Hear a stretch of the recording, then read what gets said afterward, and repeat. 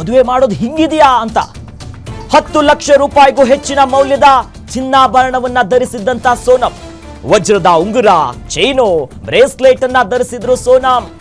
Honeymoon ವೇಳೆ ಇಷ್ಟೊಂದು ಚಿನ್ನ ಯಾಕೆ ಅಂತ ರಾಜ್ ಅಂದ್ರೆ ಪತಿಯ ತಾಯಿ ಪ್ರಶ್ನೆ ಮಾಡ್ತಾರೆ.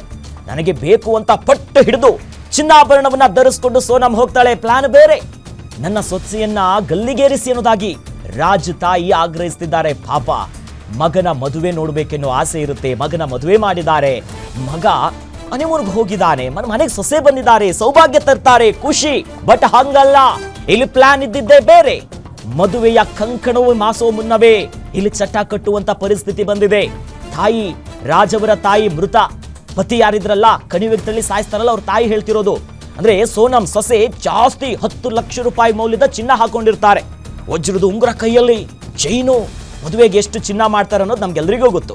10 ಲಕ್ಷ ರೂಪಾಯಿ ಮೌಲ್ಯದ ಹನಿಮೂನ್ಗೆ ಹೋಗುವಾಗ ಸಾಮಾನ್ಯವಾಗಿ ಯಾರು ಚಿನ್ನಗಿನ್ನ ಹಾಕಲ್ಲ, ಮಾಡರ್ನಾಗಿ ಹೋಗ್ತಾರೆ.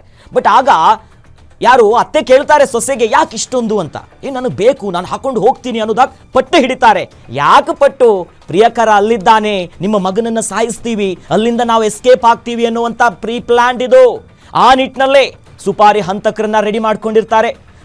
ಬಹಳ ಪ್ರಮುಖವಾಗಿ ಗಮನಿಸಬೇಕಾಗಿರೋದು, ಮೇಘಾಲಯಕ್ಕೆ ಹೋಗಬೇಕು, ಇಂತಿಂಥ ಲೊಕೇಶನ್ಗೆ ಹೋಗಬೇಕು. ಇಲ್ಲೇ ನಮ್ಮ ಹನಿಮೂನನ್ನ ಪ್ಲಾನ್ ಮಾಡಿದ್ದು ಯಾರು? ಗಂಡ ಹೆಂಡತಿ ಅಲ್ಲ, ಈ ಪತ್ನಿಯ ಪ್ರಿಯಕರ ಪ್ಲಾನ್ ಮಾಡಿರೋದು ಎಲ್ಲಿಗೆ ಹನಿಮೂನ್ಗೆ ಹೋಗಬೇಕು ಅಂತ. ಆ ನಿಟ್ಟಲ್ಲೇ ಮದುವೆಗೆ ಮಾಡಿಸಿರುವಂತ ಚಿನ್ನ